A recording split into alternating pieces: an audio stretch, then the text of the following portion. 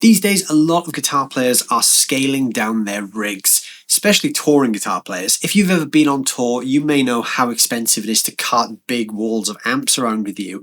Now, a lot of great alternatives are out there that allow us to plug straight into the PA system and get great tones. But some of these products can be quite expensive. Now, Harley Benton entered this market with a product that allows you to get great straight-to-PA tones without breaking the bank. In this video, we're going to be checking this thing out. This is the Harley Benton DNAfx GiT Pro. So the Harley Benton DNAfx GiT Pro, which is a little bit of a mouthful, is essentially in that same market as your Helixes, your Kempers, your Axe-Fx, and all those other kind of units, but at a much more affordable price point. So this thing is incredibly affordable, but it does pack a punch.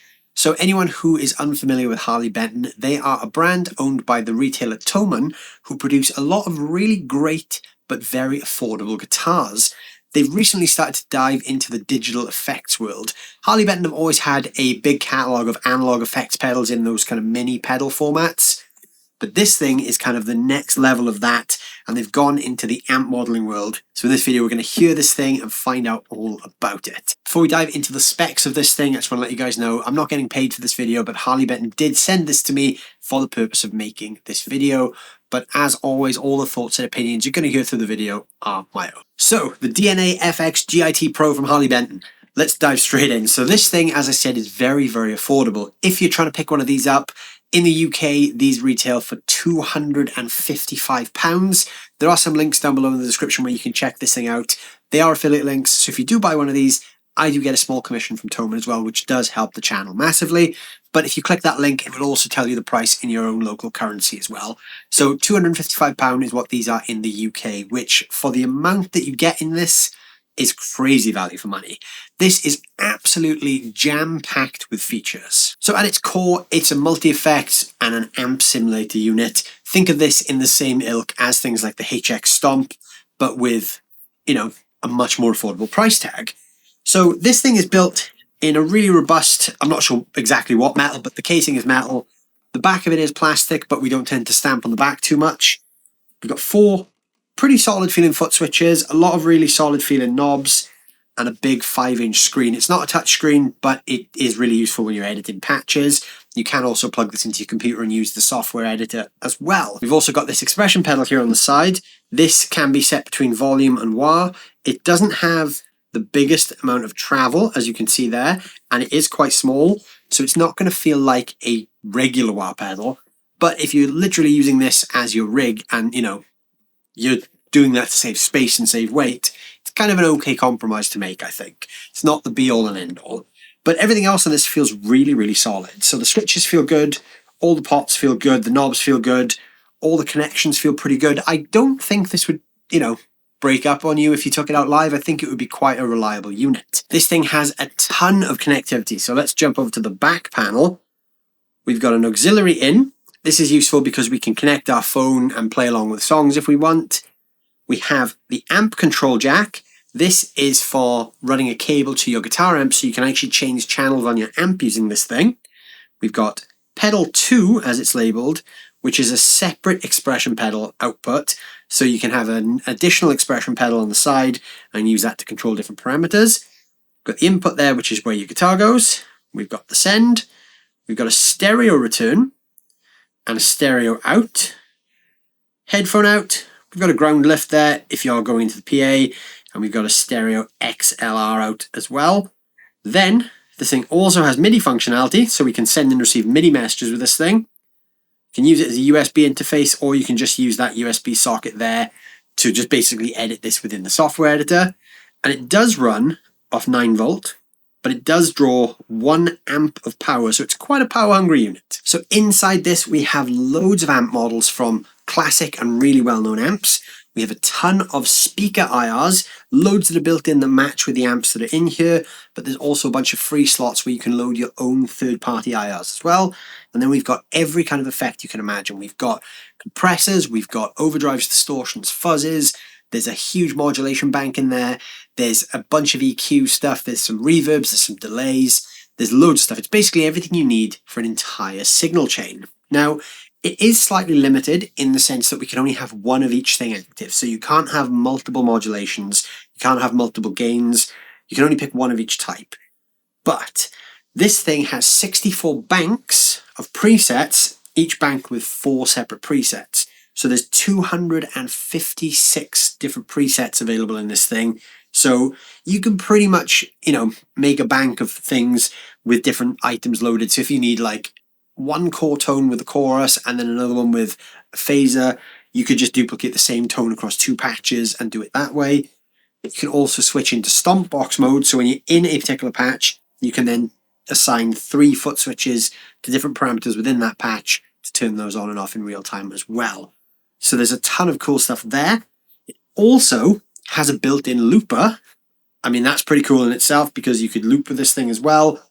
It's really, really jam-packed full of stuff. I mean, there's so much stuff in this, we're not even going to be able to cover it all in one video because otherwise we'd end up with a 4-hour-long video. That's how much stuff this thing has built in. So there's so much stuff built into this thing that I'm not even going to talk about it anymore. I'm going to plug it in and we're going to hear some of the sounds built into this thing. Right, so gear-wise, in this video I'm going to be using my Jackson Adrian Smith SDX guitar. This is plugged straight into the DNAfx GiT Pro, which is running via the 2 stereo jack outputs into channels 1 and 2 of my audio interface. So I'm recording this in stereo into my DAW. So when we first load up the unit, the first thing you're going to see is this preset here, USA 59 bass. Now, like I said, there's a ton of different things in here, so we'll skim through most of the different features of this as we go. But this is the first introductory thing that we're going to see when we open up the unit, US 59 bass. This is kind of like a Fender Bassman sort of tone. You can see here there is a distortion turned on as well, so we should have like a light gain crunch with this thing. So this is straight out of the box, here's how it sounds.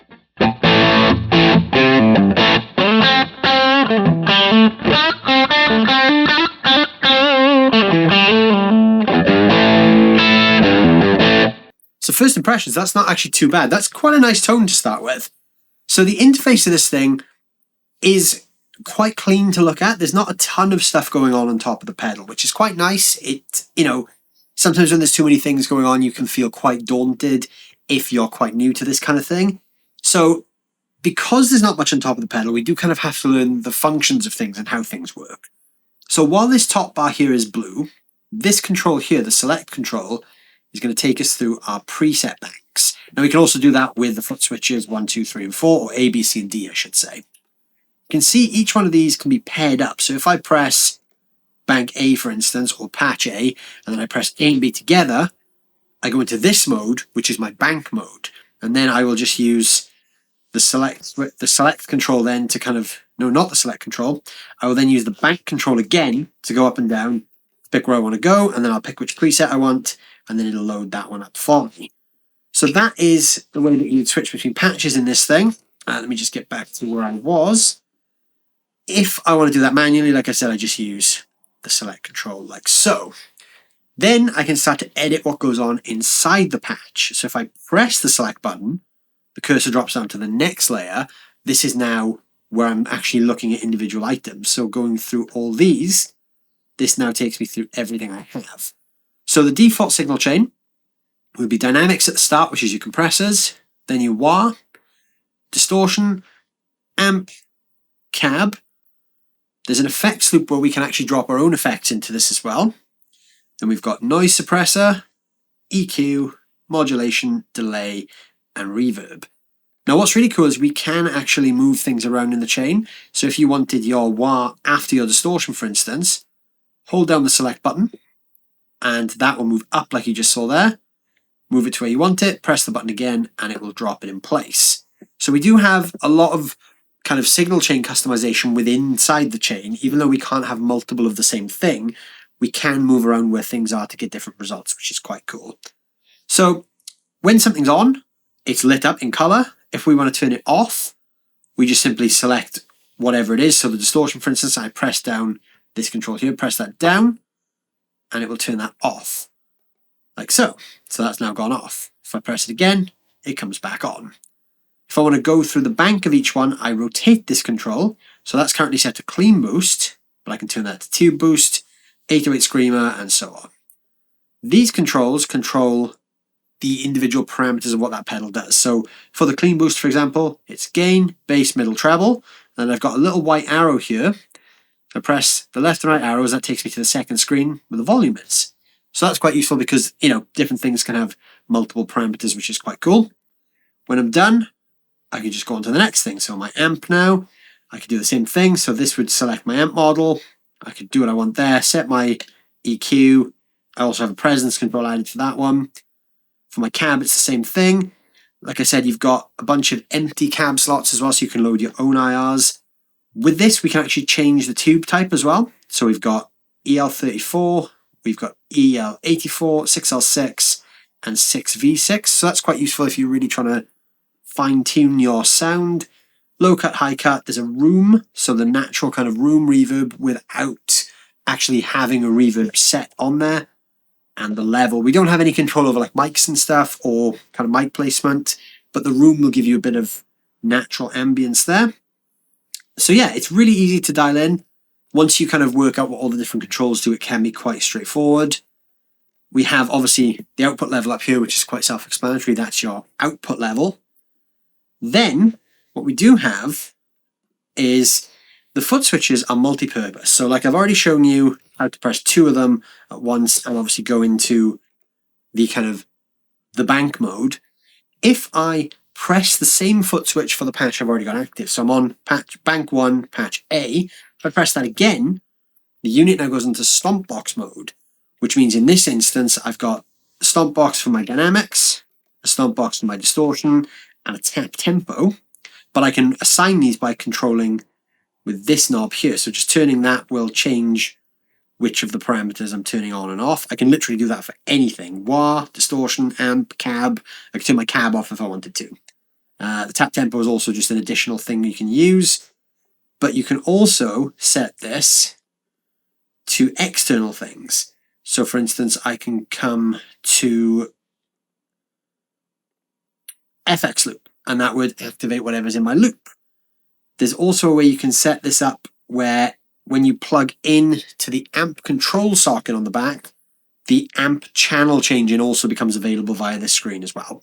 You only have 3 available, A, B, and C, and the D switch is just to take you back to the standard mode.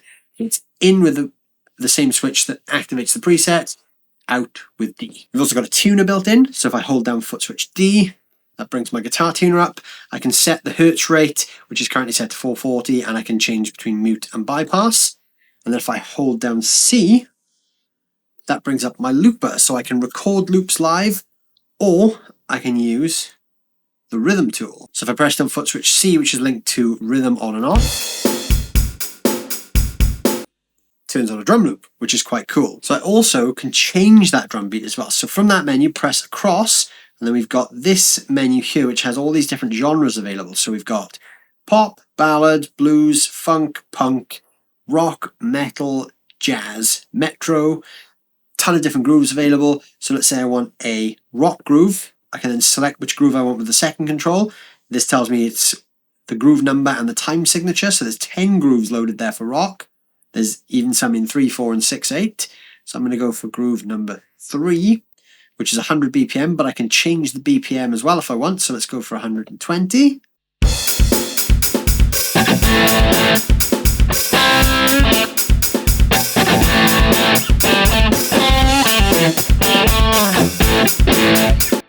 If I want to play with a metal groove, I can do that. So let's pick groove number 5.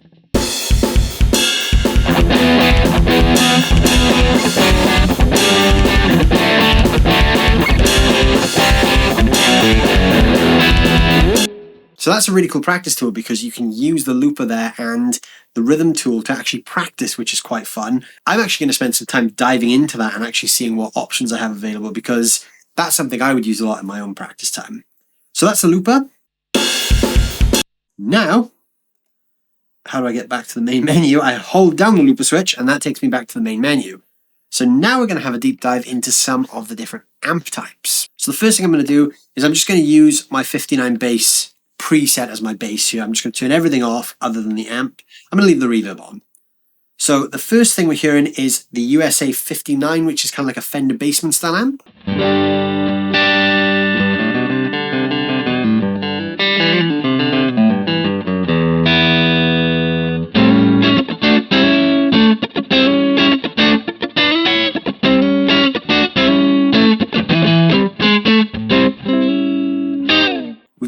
ton of classic amps in here.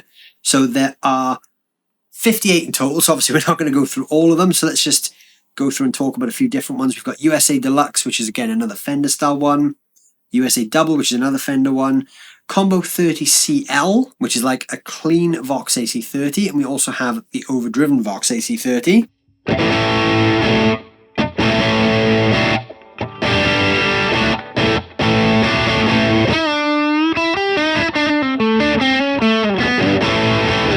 You got the MK Jazz 2, which is like a DV Mark Jazz amp, super clean.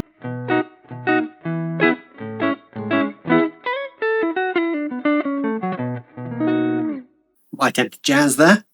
We've got the Gala Combo CL and ODA and B. So some amps actually have multiple of the same amp but with different tones they're preset. So we've got clean, overdrive A and B. The Gala is actually a Supro Galaxy. So this is going to be like kind of a retro-y crunch.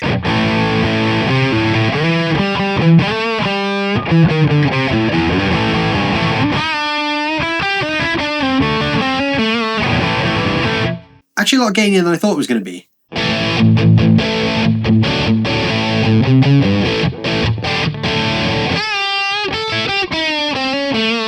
We've got Single Star CL, so that's going to be like a Mesa Lone Star on the clean channel.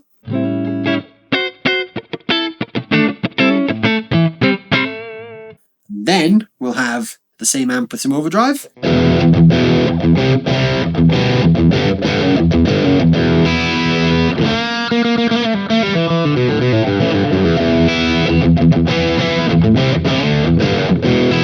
Citrus 100 is going to be like an orange style amp, so you've got that on clean and drive. So here's a clean orange. And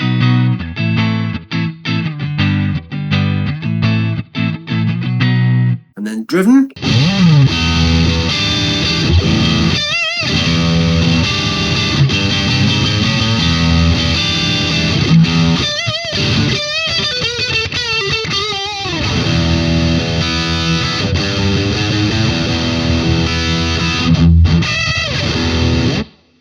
Really fat gains there, very typical of that kind of fat, almost fuzzy orange sound. The Arkeen, this is like a PRS Archon amp, so this is the overdriven one.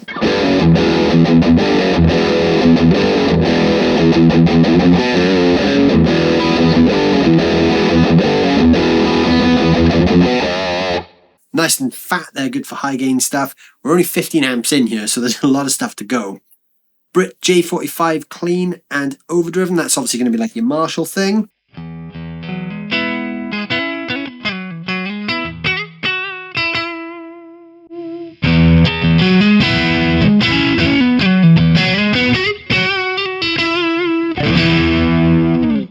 Then we've got Brit Plexi, I mean, kind of know what that's going to be.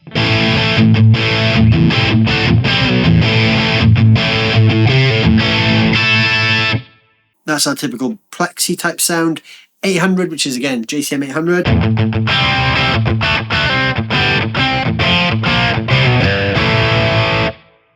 I'm not EQing any of these other, I'm literally just flipping through them. We've got a 900 clean, 900 distorted, a Brit 410 clean, tons of stuff. We've got preamps in there. We've got a Freeman, which is going to be like a Friedman style amp. So let's go to the overdrive on that.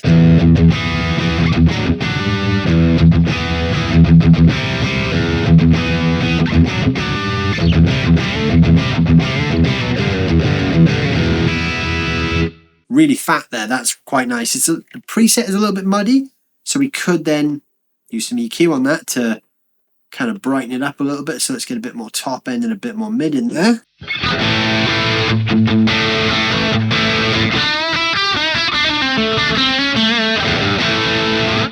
Quite a nice sound, and really we're not doing too much tweaking there. We've got more Friedman, so Friedman DS, so that's going to be like an even heavier drive sound. Audio 100, that's the custom audio electronics stuff. We've got H&K Mark II, this is the Triamp, I believe. So this is very much a kind of well-known high gain amp.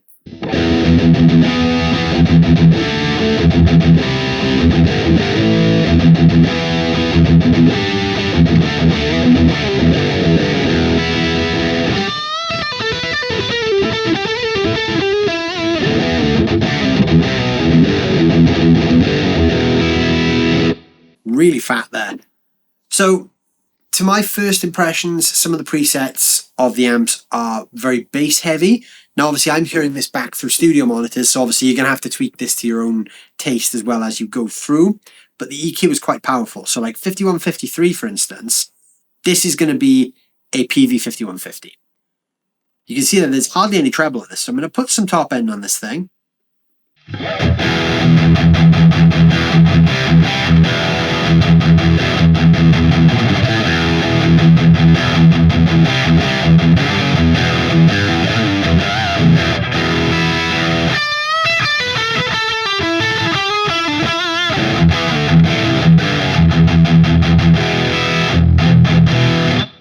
That's really got some fat bottom end to it, even through the small speakers I'm hearing it through.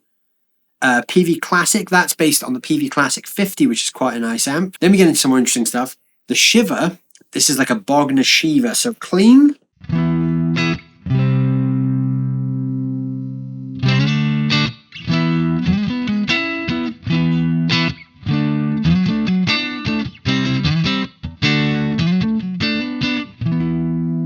And then Overdrive.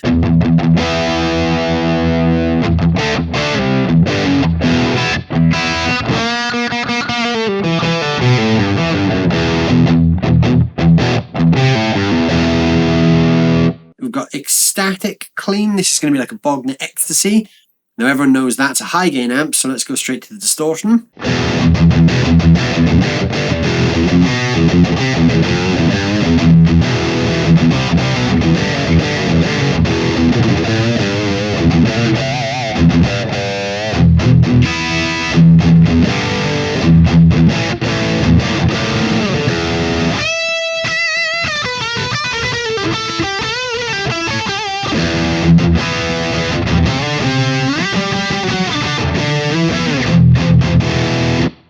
Really fat, really heavy.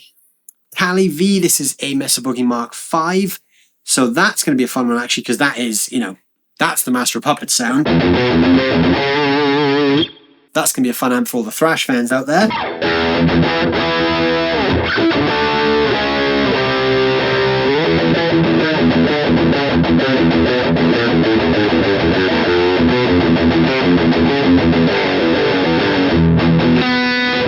Great for those kind of early Metallica riffs. The rectifier, that's going to be a dual rectifier, so you've got a clean option there. Not that anyone really buys a dual rectifier for the clean tone. You're not really going to be playing too much funk on a dual rectifier. Then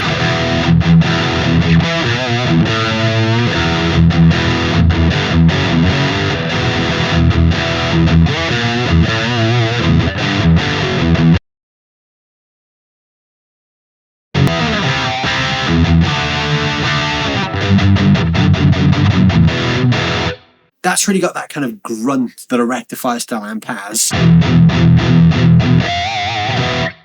I haven't played a real dual rectifier for many, many years, so I can't make a direct comparison there, but it kind of, you know, it definitely reminds me of that tone. The Soldier 1, now this is going to be a Soldano style amp, so this is going to be fun.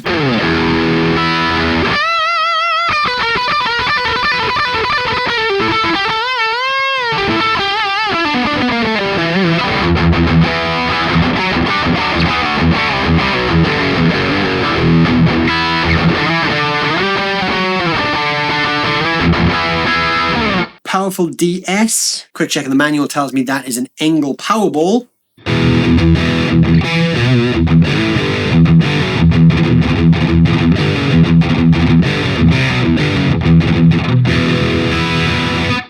Quite a cool sound. And also the Sevilla is the Engel Savage.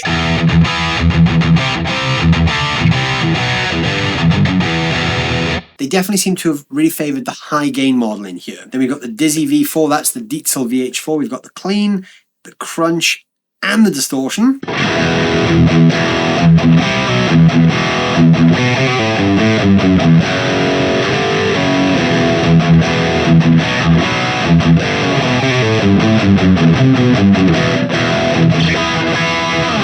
That's really chunky sounding straight out of the box.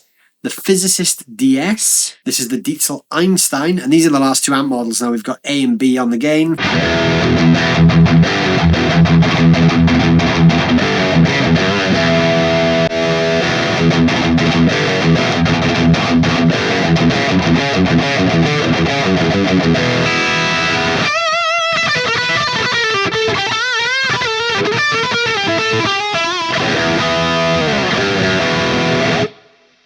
So that is a run through of all the amp models. Now, there's a lot of cool stuff in there, from super clean Fender stuff right through to very high gain saturated sounds. They've pretty much covered all the bases there, but they definitely seem to have favored the higher gain amp modeling. It's no surprise that it is easier to model a higher gain amp than it is to model a kind of compressed, saggy tweed style amp. We all know that the higher gain stuff works a little bit better for amp modeling, so I'm not really surprised that they focused on that. All right, so now we're going to start looking at some of the other things that this thing can do. So I've just set up a basic clean patch for myself here. So I've got the basement amp, I've got the bass pushed quite a bit, that's actually a little bit too far, the mid dial back a touch, and the treble on about halfway. I've not really changed the settings too much, I've just kind of tweaked it a little bit to my own taste, and I have put in there a big room reverb as well. So the clean tone I'm going to be using sounds like this.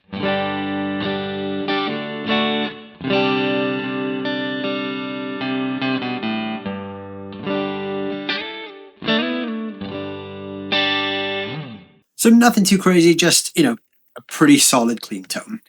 So let's go right back to the start. So dynamics. We have 3 different types of compressors in this thing. Now, like with the amps, I'm not going to do too much tweaking here. I'm just going to turn this on. Number 1 is the gemstone copper.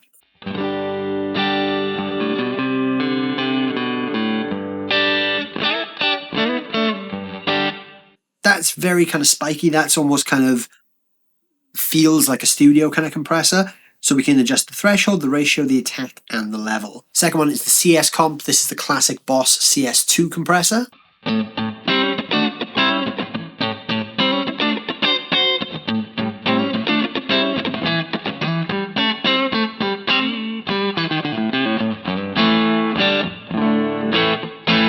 Now that compressor is always one that I love because it really makes every note feel the same. It's really tight. That's great for funky rhythms.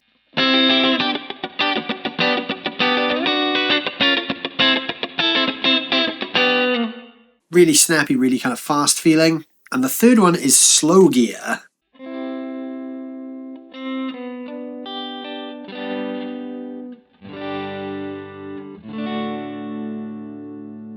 This one is, I guess, modeled after the Boss slow gear pedal, but it doesn't explicitly say that in the manual.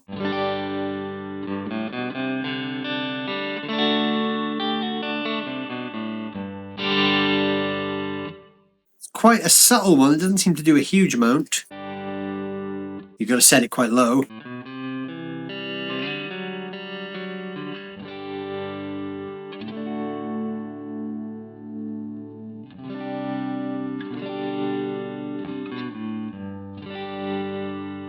Does those cool volume swells. Now, the wah. So there's 6 different wahs in here, 2 of which are controlled by the foot switch, which for some reason I can't work out how to activate. I've put a lot of pressure down on the foot plate and it doesn't seem to switch on. So perhaps this is something you need to plug into the USB on your computer for to actually access the on-screen editor. So if I turn that on, the first one is a 95 cry wah, which is obviously a crybaby. It's currently stuck in the static position right now because I can't move the foot switch.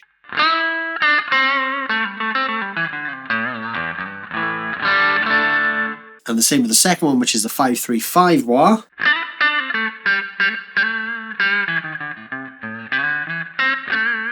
Now the other 4 are all auto wahs. So we've got the R wah, which is like an A vowel.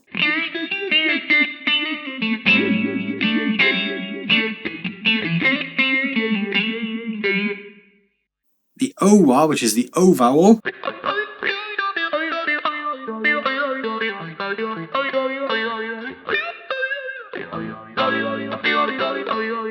Auto wah, which obviously is quite self-explanatory.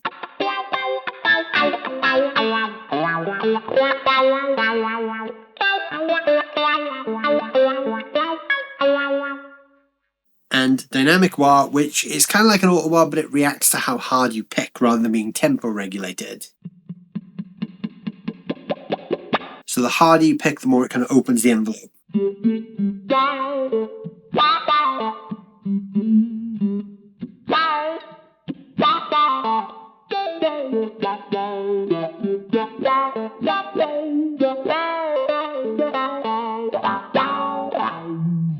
I really like dynamic wahs because I find that if you can't use an actual regular controllable wah, a dynamic wah is a great way to let your picking dynamics kind of express the wah movements as well. So distortions now and overdrives. The first one is called Clean Boost. That is the DNAfx RC boost. It's just a super, super clean boost. I'm going into a clean amp, so you're just going to hear the same thing but louder.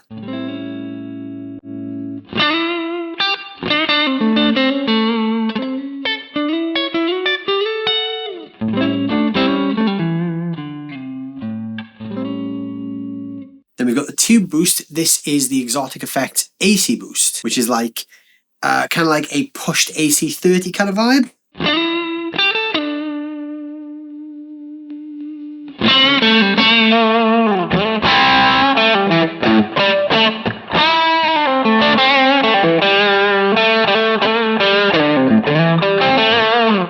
That is actually set with the volume on full as well.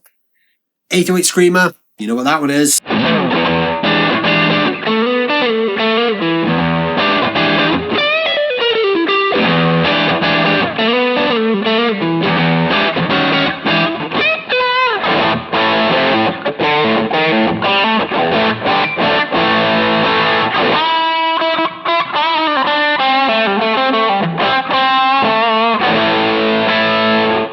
That's a tube screamer. We all know what a tube screamer sounds like. Then we've got the BK drive. This is the BK Butler tube drive.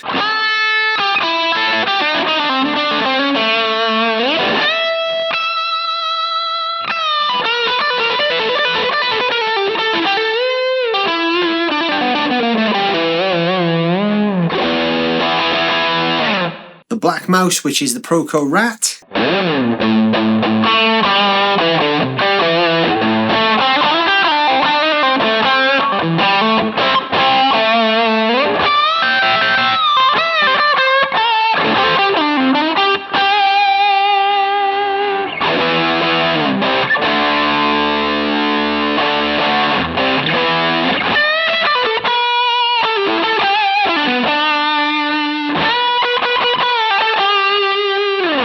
Then the direct gain. This is a Barber direct drive.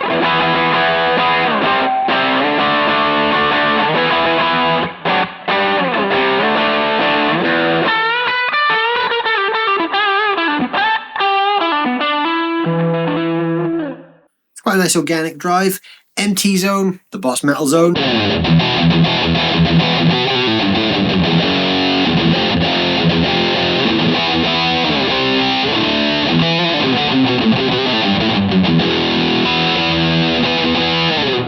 That's one of those tones, you know, we all know what a metal zone sounds like.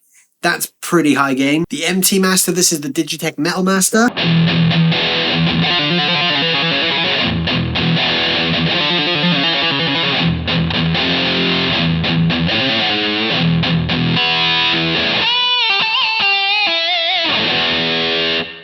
It's got that kind of nasally high gain thing that you'd use if you were playing like quite extreme metal there. Not a tone that I personally even really know where to start with, so I probably didn't do that tone justice. The classic drive, which is the full tone OCD.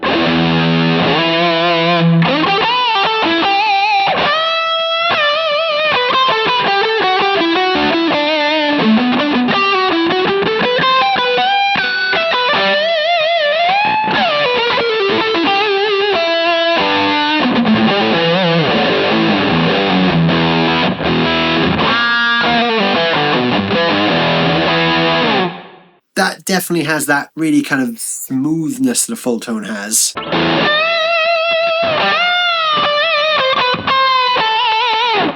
That's a really nice one, I like that. The Tommy drive, this is like the Paul Cochran Timmy.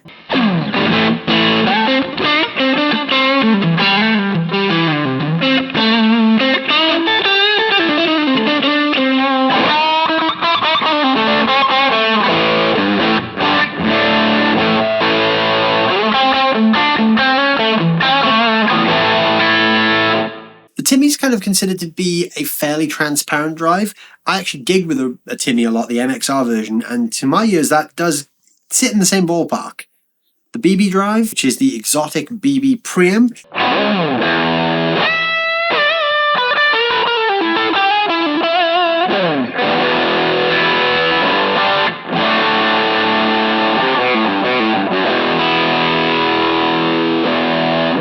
And then the BB Dist, which is the BB Plus drive.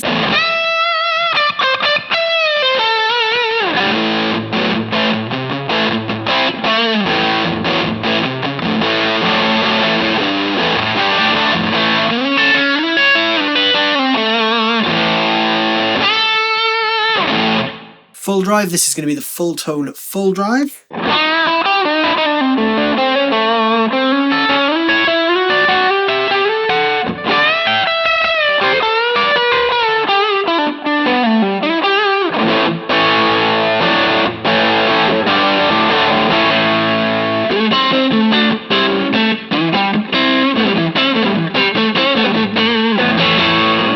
Then the shredder, this is the Marshall Shredmaster.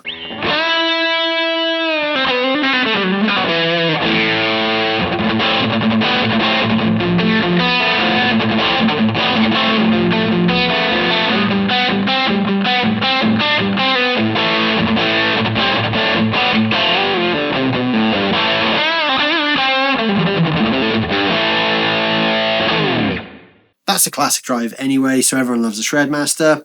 The gold tone, this is the Klon. Now this one you could use in the typical Klon setting of the gain all the way down as a clean boost.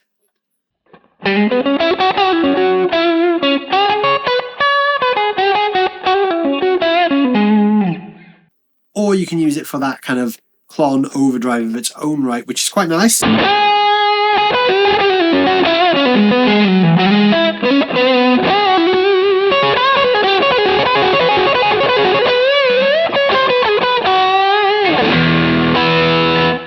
This does have more tweakability than a regular Klon because it has bass, middle and treble. A Klon would just have a tone control. And we've got full dist. This is the full tone GT 500.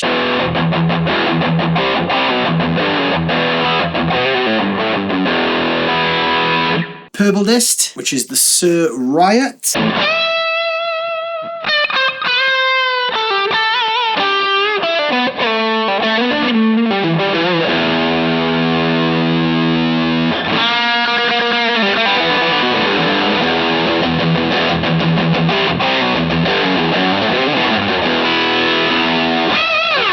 Next up, the tightly dist. This is the Amp Tweaker Tight Rock.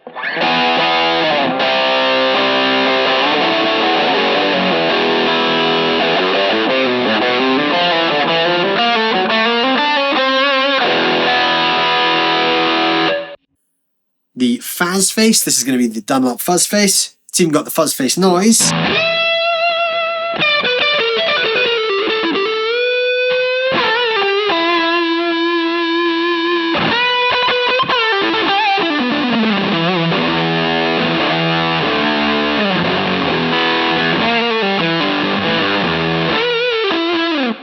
Not as fuzzy as a proper fuzz face should be, but it kind of does the job. And the final one is the Big Fuzz, which is the Big Muff.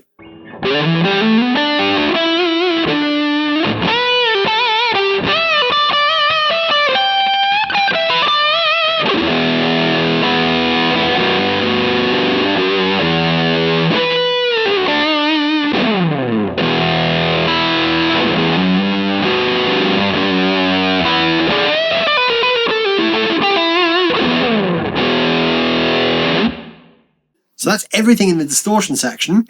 So I'm just going to flip back to the Klon one because I quite like that, and I'm going to turn that off for now. So if we keep going through everything, obviously we've done the amps, cabs. Each cab is set in the menu. We can go to the preamp sync. And what this does is preamp sync on, meaning whatever amp we choose, it automatically chooses the matching cab for that amp. If you turn that off, it won't automatically do that. It will just leave one cab on. So cab, obviously this is where we can choose our different cabs. Mine is currently set to the bass one, which is a 4x10. But like I said, there's a ton of different ones loaded in there. I'm not going to go through them all now because We all know what IRs do, but you can also load in some of your own as well. So that's really useful if you have particular third-party IRs you like. You can just stick them in there and do their thing with. I'll just play quickly and cycle through it just so you can hear some of them. So this is the 4x10 basic one. Turn the distortion on.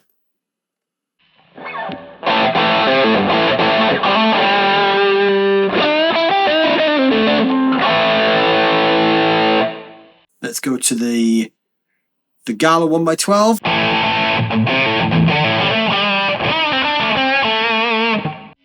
Or for instance, the Archon 412.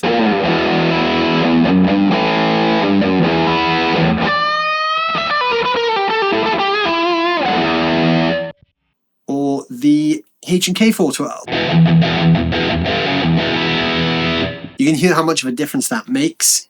And then obviously we can add loads of room if we want.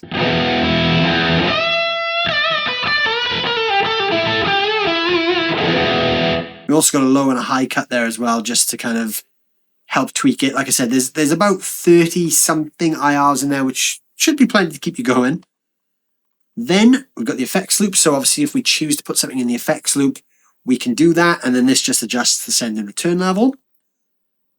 NS, which is noise gate. So we've got a noise gate. That's obviously going to trim out any noise if you're using high gain stuff. And you've also got a noise suppressor. So the suppressor just has a threshold. The noise gate has an attack and a release, so it's a little bit more tweakable. So obviously you could just set that to whichever one works best for you.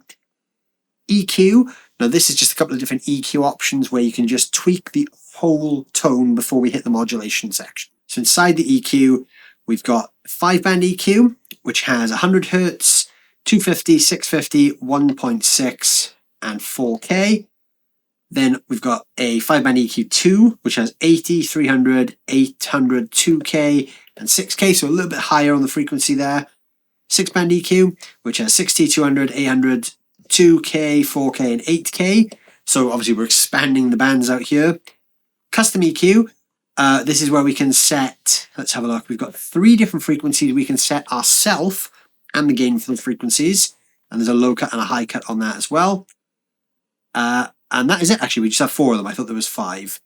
EQ-wise, I mean, I don't particularly use EQs too much in my main tone, but let's say you're playing with this kind of tone, and you want a bit more 1.6K,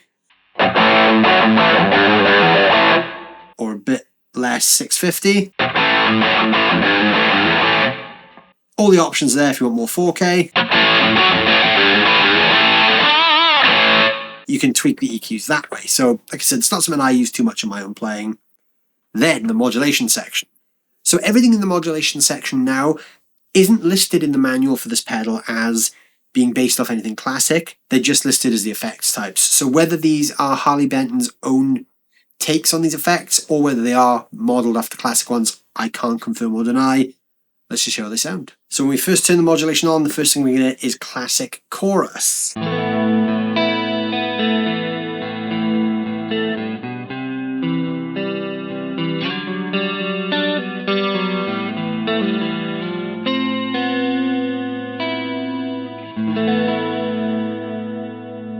I always think chorus is quite fun because if we crank the rate and we drop the depth a little bit, we kind of get some of those, almost like a fake Leslie kind of sound. And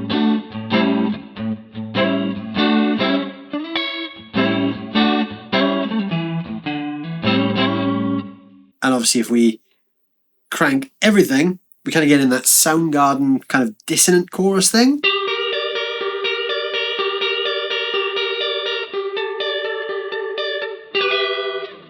Quite a fun sound. Chorus obviously is great for those 80s kind of cleans as well. Flanger.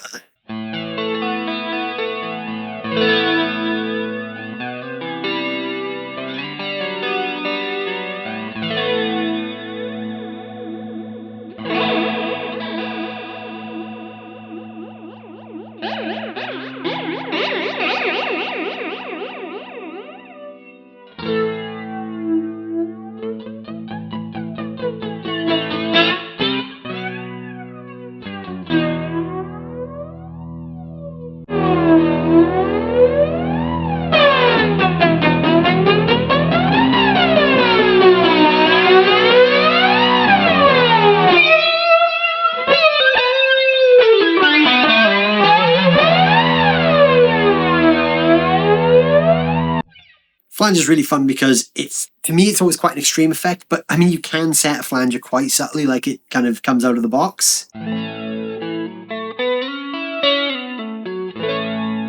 It's almost like a kind of a cross between like a phaser and a chorus in that setting. Speaking of phaser, we've got the classic phaser. Now, I'm actually going to put the, I don't actually have a distortion one set up there, so I'm just going to assign a foot switch to distortion there.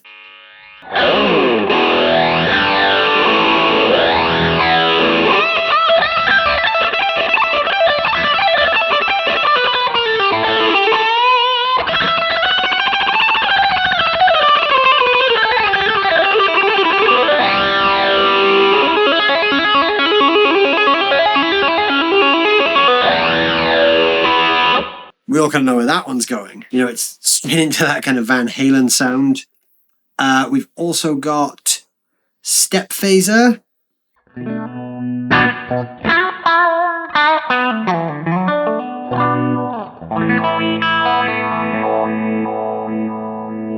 That's a bit more of a quirky effect that you can have to really spend some time dialing in, I think. Kind of like a step filter. Then we've got rotary, so this is like our Leslie.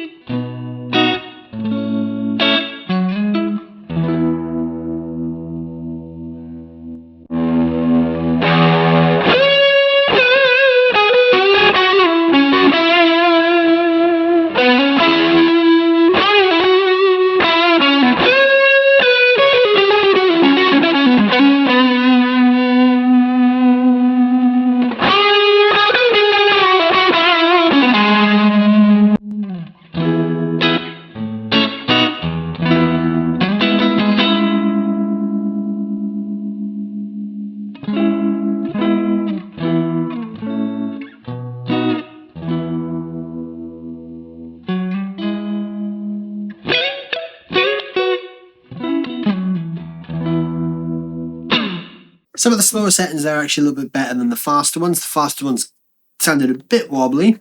Vibrato next.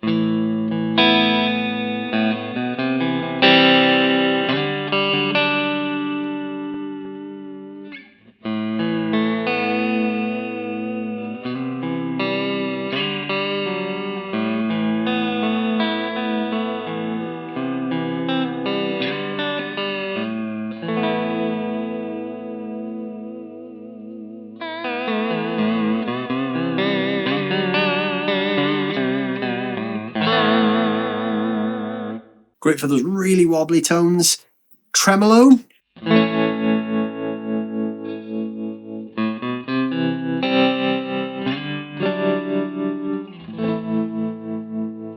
This is quite a nice tremolo because there's quite a lot of control here, so we can set the speed, the depth, the tone of the tremolo, but also the waveform. So we've got sine, and then triangle, which is a bit more of an up and down sweep.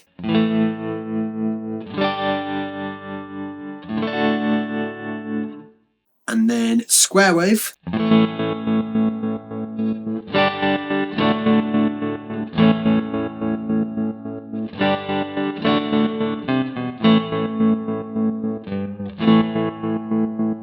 Then we've got detune, so we can actually detune the signal here by a set number of cents. So we could go as low as, oh wow, this actually goes quite far, so we could go as low as 100 cents. And that's very kind of unpleasant sounding.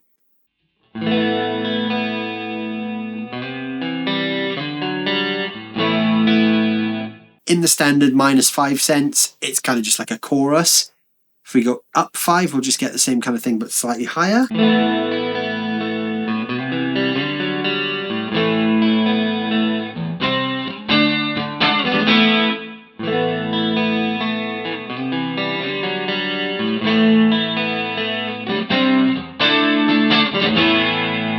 Quite a nice, again, like a kind of a washy kind of chorusy type thing. I do like that. Then we've got lo-fi. This is quite cool because this is great if you like more experimental styles of music or you want to get a bit kind of crazy.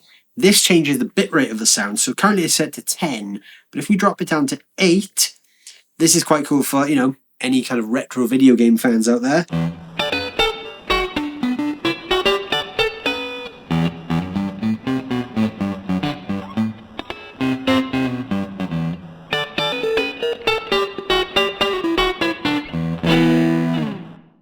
You wouldn't use that tone for everything, but, you know, it's quite a fun thing to have available. Mono pitch. So this is going to be like a pitch shift now, not like the detune, which detunes slightly and mixes in the original signal. This is more of an actual pitch shift where we're actually going to change the pitch of the note. So I'm guessing this knob here for pitch works in semitones. So if we go to -1, this should take us from, should detune us by a semitone.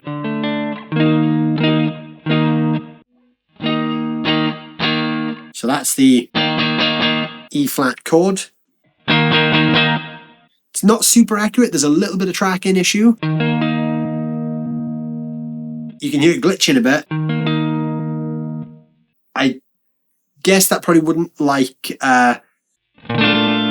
complex chords, but it does say mono pitch to be fair. So, you know, if you're literally playing single notes, that's a great way to change the key. What this can be used for, which is quite fun, is taking it all the way down to -12.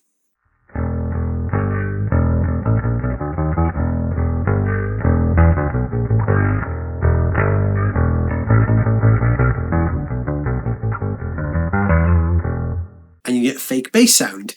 Now, what I did notice there that you wouldn't have noticed because you're only hearing the affected signal.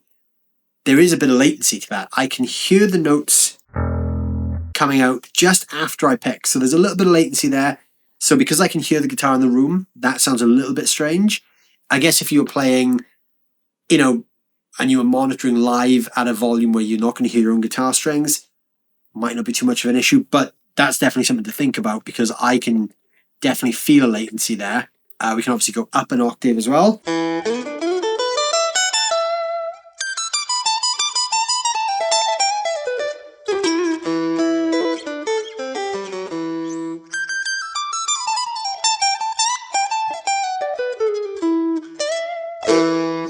That didn't feel like there's as much latency on that one. Then we've got poly pitch. Right, so now actually this is where the chords should come in. So this is actually default to an octave up with the mix at 35. So this would actually kind of give us like a 12-string vibe.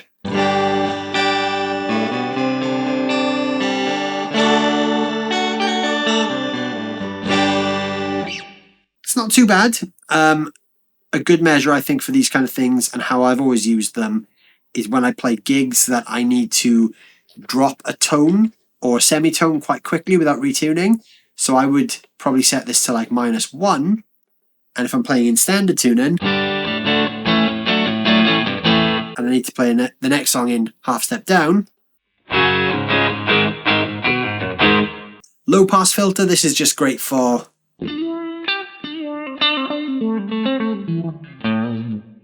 kind of like an auto wah, it does that same kind of thing. Filters are just quite fun for those kind of funky things. Same with the high pass.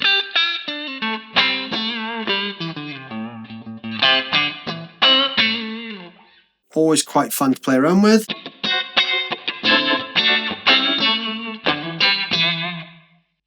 And that's all for the modulation section. Now, we are rattling through these onto the delay. So the delay section, we have 9 different delays. We've got a digital delay. Digital delay is obviously going to be super, super clean repeats. You can hear there how clean those repeats are.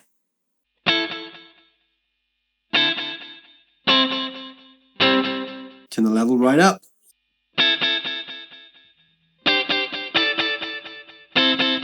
So this one you can set the time, the tempo, sorry, I should say, in rhythmic subdivisions, but you can also use the tap tempo function. So if we go into stompbox mode, this now doubles as tap tempo. So if I tap that fast, I'm going to get a faster delay and slower. we're going to get a slower delay. So the cool thing with the tap tempo on this is inside the settings under the menu, we have a tap tempo option. If we go into that, we can actually set the tap tempo per preset or global. So that's really useful if you're either setting up specific delay tempos for specific songs, or you just want one tempo for everything and all your patch changes, you can change it in there. So that's quite a useful feature. So then we've got a tape echo. Got that kind of warbly thing on the end.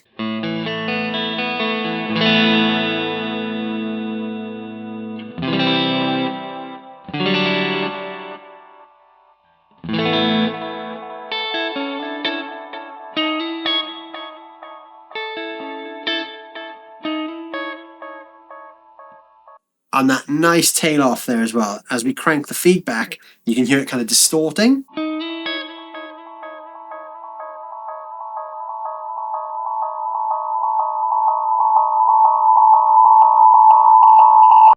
And it does that, which is quite cool. Not many digital units do that kind of self-oscillating thing, so that's actually a nice touch.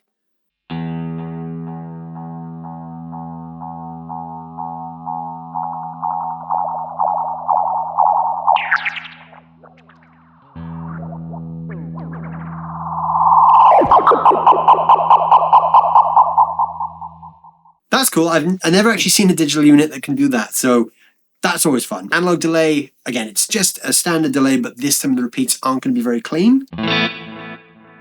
They kind of fade out that little bit more. They've got that kind of grittiness to them.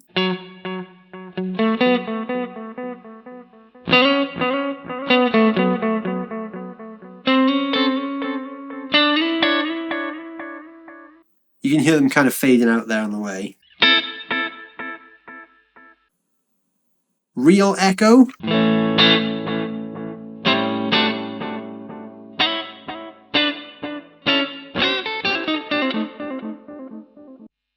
Duct delay. So that's definitely one of the more experimental ones.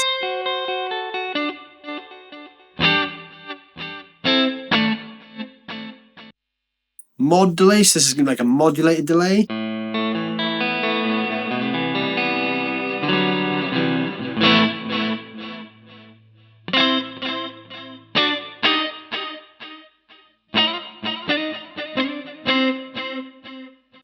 There's almost like a chorusy kind of thing to that at the end.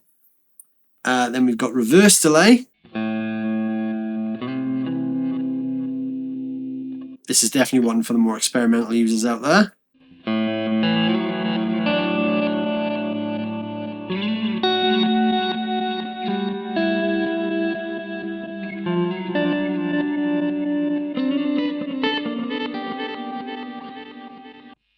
Ping pong.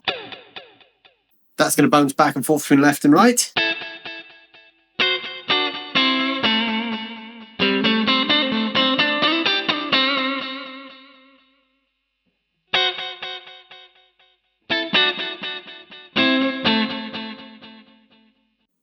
And then dual delay. This is two different delays cascading into each other. So I've got one at 500 and one at 375 by default.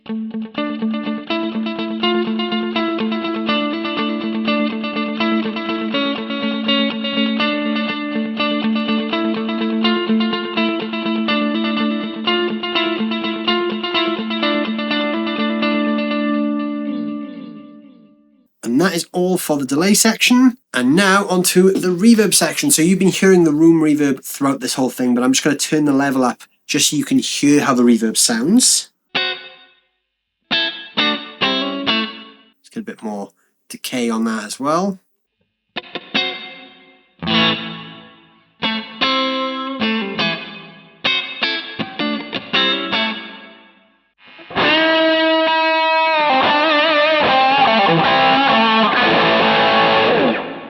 That's quite a nice reverb. I do like a good room reverb. Hall reverb. Same thing, I'm just going to crank the level there so you can hear it.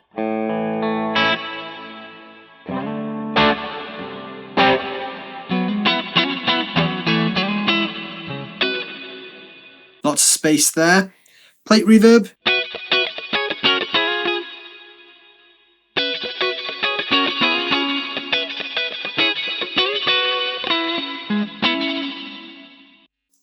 spring reverb. This is always the hardest one to get right when it comes to digital emulations.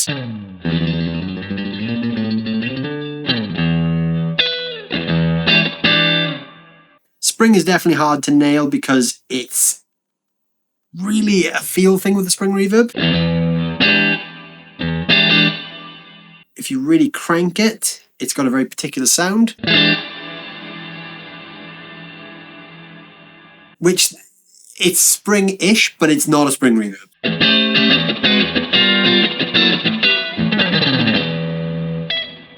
There's definitely a thing that a spring reverb does that can't quite do. Then we've got a church reverb. This is just going to be like a huge room. That's going to be fun for solos.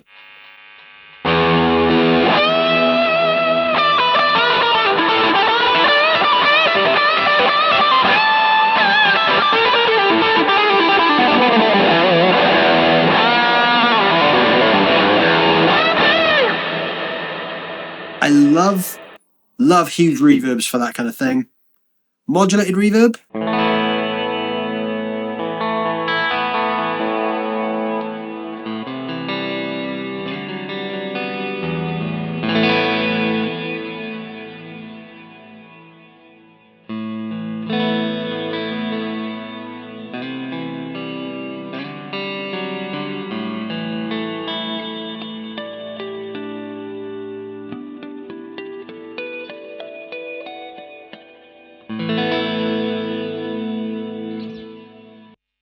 And cave reverb.